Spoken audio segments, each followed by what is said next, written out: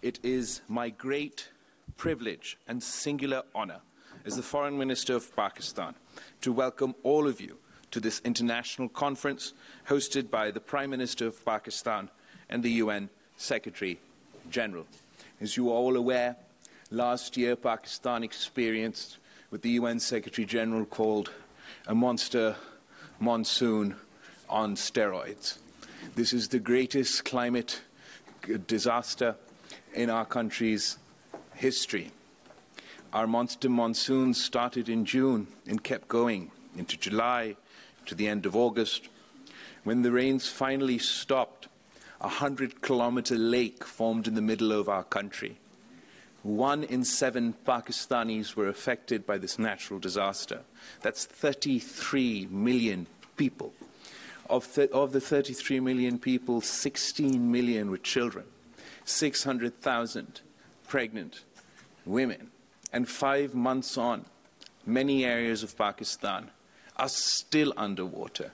We are still conducting our relief operations, and we are looking forward to our reconstruction and rehabilitation.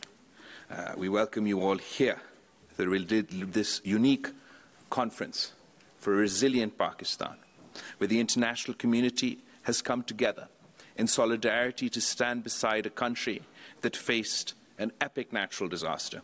Pakistan, once again, expresses its gratitude to the community of nations for the emergency assistance extended to our people.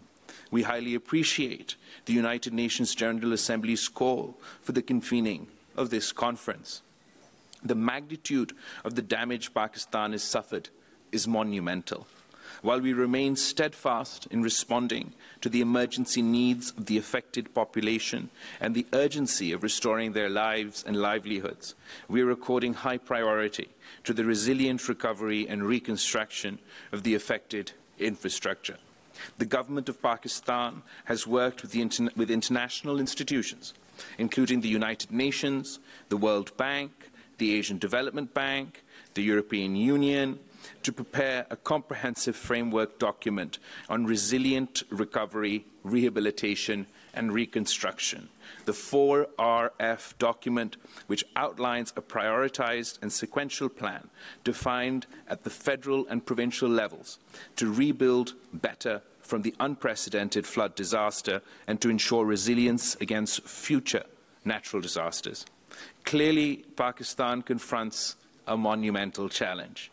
The people and the government will, of course, do everything possible to help ourselves in the process of rebuilding and recovery from this colossal calamity. At least half of the framework plan will be implemented from our own resources. At the level of our local communities, we are already engaged in rebuilding and restoration of homes, villages, roads, and communication networks.